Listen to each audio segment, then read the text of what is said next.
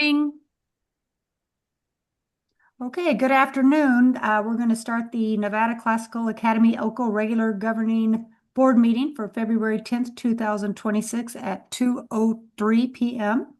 And we'll begin with a call to order and then roll call. I'm going to say your name and then you're just going to respond present and then we'll stand for the pledge. So let's start with me, Amy Nelson, and I'm present. Hank Thurston, Present via phone. Dorothy Steninger, Present. Lisa Becker, Present. Brandolyn Thrawn, Present.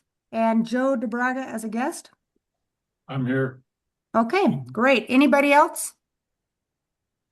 Outstanding. Okay, let's go ahead and stand for the pledge. And Joe, you want to lead us in the pledge? Me? Yeah. I can't hear you. I pledge allegiance To the To the flag of the United of the States United States of States America, of and to America, the republic for which it stands, one one nation, nation, under God, indivisible, with indivisible, liberty and liberty and justice justice for all. am I not, you can't hear me very well? I'll speak up. Okay, public comment. Okay, so we're going to move to, there's no official guest discourse, so we're going to move to number 4, old business, where we review and discuss the enrollment amendment application. So Brandolyn? All right, thank you all. So Joe and I have been working on the enrollment amendment application and also doing some projecting based on growth for our school. And so the document that I had sent out and is the document that the state requires, SPCSA requires us to turn in for our updated enrollment amendment.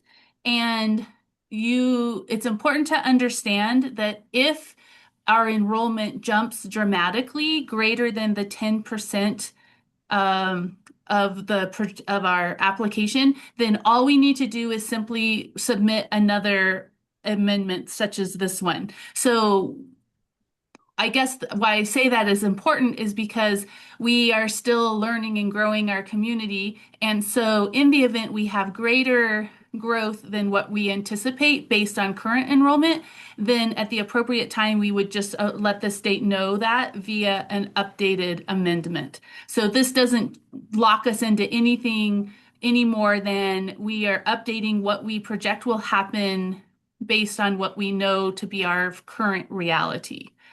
So does that make sense to everyone? And then based on the document that I sent, are there any before I review it questions, or do you want me to just jump right in to review what I'm proposing we submit to this SPCSA? For my part, I'd say go ahead. Agree. Yep. Okay. Okay, so this is fairly simple because all we're doing is asking for an enrollment amendment. That if you notice on the form, there was a lot of different possible types of amendments that we could be requesting, but ours is fairly simple. We're just requesting a reduction in enrollment in existing grade levels. So that's the type of amendment we're asking for. And basically, because we're brand new, we don't have a lot of the academic, financial, and organizational ratings that other schools would have. And so basically what we need to do is just let them know our current situation. And so as you all know, in August, we opened at 73% enrollment with 83 students. Then our enrollment dropped at December. The lowest point was 78 enrollments. And now, as of February 26th, 2026, we have 85 currently enrolled.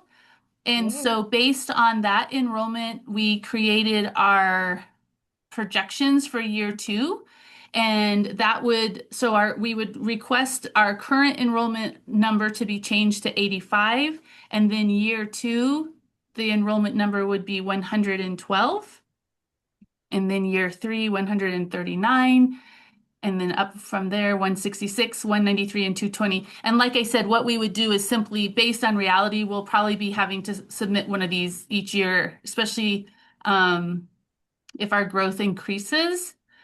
Then in the document, it asks us we have to simply project the budget. And so, of course, it negatively impacts our budget because it's less per pupil funding revenue. Um, just moving through the document, it asks about stakeholder notifications and who's aware of the discrepancies. And so I wrote a few things to that. The good news with the limited and slower growth, the positive aspects are two things. One, we have less personnel expenditure expansion because we have one less teacher to hire. And then the other advantage is that we can stay in this building longer. So that provides us a little bit longer time to figure out what our next steps are. So those are some advantages of growing slower than the original proposed enrollment. Um, the SPCSA also is not as concerned about where the children are inside the school building. So we have, it's to our prerogative how we disperse the children inside of our building, which allows us to not necessarily have to grow into two first grade classrooms as planned. We can stay with two kindergarten classrooms, one first grade classroom, because we can intentionally distribute the students that are kindergarten and first grade through those classrooms. So it minimizes us having to hire a second first grade teacher as was originally planned. Brandolyn, I just had a question on that, which is, does that mean, what exactly does that mean? Does that, and I know that we don't need more detail for the purposes of this document necessarily, but does that mean that you're planning on putting first graders together in a classroom with like an aide with a bigger class? Or we don't So really know that's yet? So that's one option. So I've ran through several scenarios, but so one option is yes, we have a larger first grade class and there's a full-time aide with the teacher. Another option is that we look at our kindergarten and first grade enrollment, and let's just say we have 54 students. And if we equally disperse those among three classrooms, that would be 18 students per classroom. Um, and that would look a little bit different, meaning that we would have a classroom of kindergartners that would be considered the not yet, or a group that would be perhaps performing lower, an on grade level kindergarten, and then our first grade classroom. And so there's a lot of different ways we can look at dispersing those students in those two grades based on what we know about the students, and then some preliminary, like we can do the kindergarten entry assessment ahead of time. You can do that up to 3 weeks before school starts. And so the incoming kindergartners, we can do that KEA assessment and get a good sense of what skill sets are coming into our building so that we can accurately, or not accurately, but the best assign students into classes. That's and by ability, which moves us into that desire of ability grouping anyway. Okay. So in that scenario, theoretically, then we may have students who repeat kindergarten. Yes. Okay. I understand now. Thank you for the clarification. Mm-hmm. and trying to repeat first graders. And we might have a few repeat first graders as well. So that's the blend, Mm-hmm. that you kind of blend those two groups together. I see. That makes sense. Yeah. Let's see. So then going through the document, it does request us to present the budget. So we presented, or I attached the approved budget, which you all approved back in August, that we know is not necessarily reflecting our current operations. And then so I did attach the cash flow that they requested, which does reflect our current operations. And then we put together the 5-year static projections, and then static meaning if we grew relative to exactly the enrollment that we have now. And then we put together 5-year projections with 10% growth. So if our population grew at a 10% rate instead of staying at the current enrollments. And so we those are included in the application. And then there is a deficit because our operational expenses, we increase those by 5% each year. So there is a deficit with our lower enrollment. And so we offset that with the local revenue. And so that would just require us to continue raising funds um, until we reach where the enrollment is covering all of the expenses.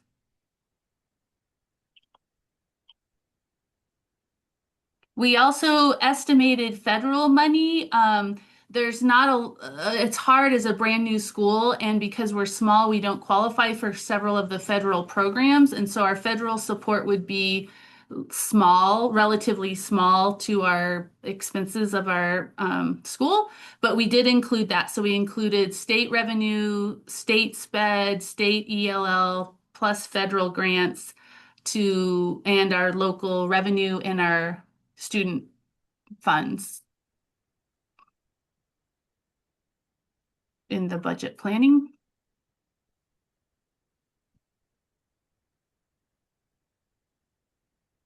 And again, so the good news is, so this is what I would recommend that the board approves this enrollment amendment with 85, and that's our number. And then we'll be hopeful that our enrollment continues to increase and that it increases faster than what our static numbers are.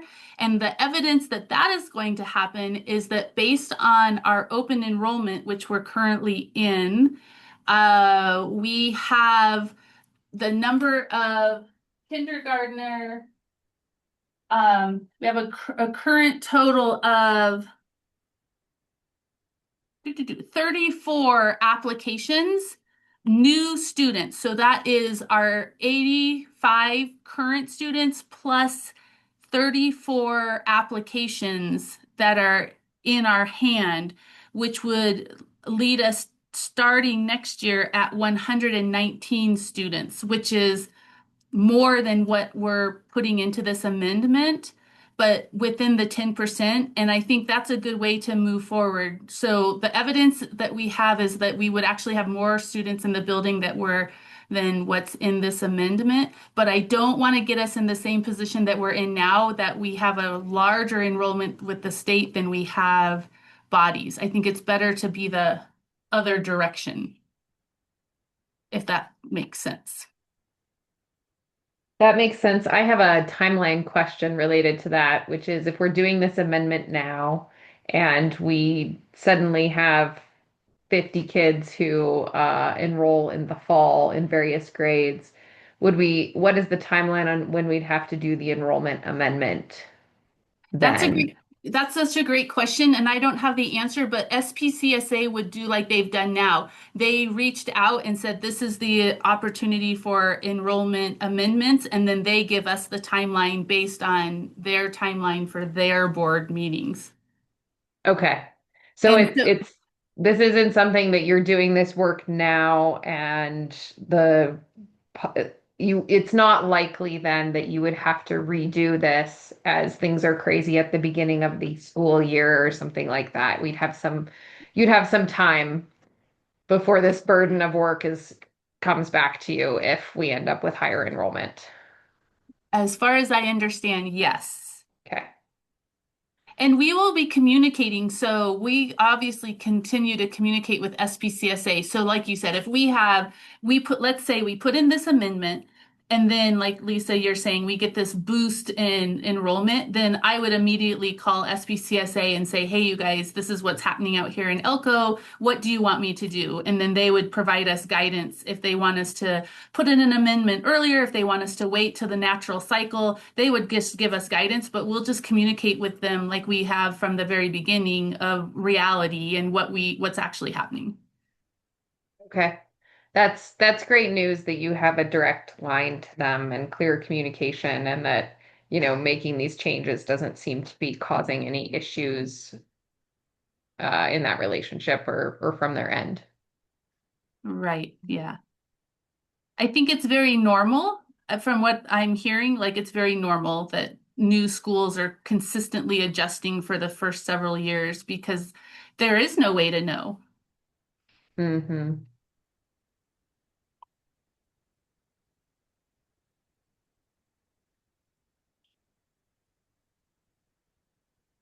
Does anyone else have questions or need clarification? Well, I think you guys did a great job. Oh, Hank has something as well. Yeah, I was just going to say from my end, I think it addresses satisfactorily my concerns with the budget. Excellent.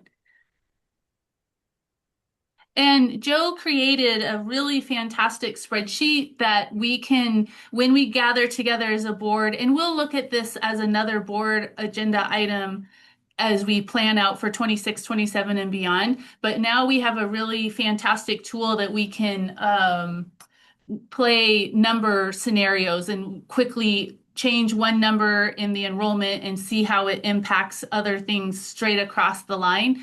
And so we've got a great tool that will help us make better decisions based on reality and then based on the trend that we're seeing. So that's wonderful that we've got that created. And it's based on real data from our last 5 months of operations. And so we're pulling in all of that, all of our expenditure data coming out of our bank accounts, and it's flowing into the spreadsheet that we've created. So now we'll start to really hone in on the expenses of the school, how that changes over the school year. And that data will just continue to tighten up because we only have 5 months and that's still not that much data to actually trend out. But we have this process now that we can really real time see where we are and where we're headed with enrollment numbers. So I think all that will help us as we move forward. And that'll be easy to tie into for quantitative risk analysis. Yes. Yeah, it'll be easier, Hank, after, April, May, somewhere around there. It's been a little difficult trying to do some projections out because of one-time costs. Mhm. So I've been trying to pull those out that won't be used next year and then trying to average that out over the 5 months to kind of get a projected spending, but it sure would help to have a few more months to get it a lot more accurate.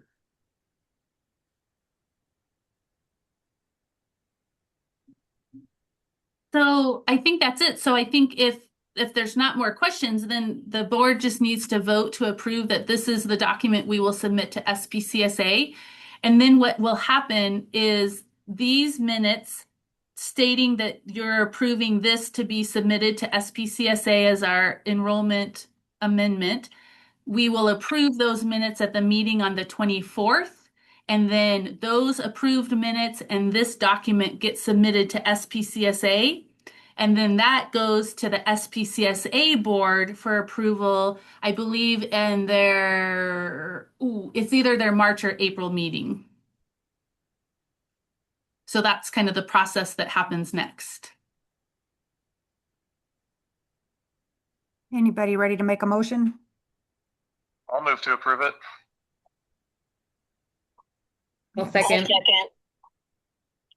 Okay, so we have Hank making the motion and either Dorothy or Lisa, they tied. I wrote down Dorothy. I heard her first. Okay, perfect. Okay, any other discussion? Okay, hearing none, all in favor, please say your name and aye. Amy, aye. Dorothy, I. Lisa, I. Hank, I. Okay, so we have all four unanimous, and so we have approval. Moving on, there's no new business and public comment. Really quick, this is probably should be board comment, but can you screenshot that Elko Daily Free Press and send it to me? Because if you're not a subscriber, they kick you right out of that link you sent. Oh, interesting. Yeah, but I Oh, really want to read it. I saw the picture and then they kick you out. okay. I'll screenshot it. Yes. Okay. Anybody else have comment? Okay, we'll call for adjournment. All right, 2:22. Thank you all. Appreciate your time. Okay, thank you. Have a good Thank evening. you. Bye. Bye-bye. Bye. Thanks. Later. All right, bye, Hank.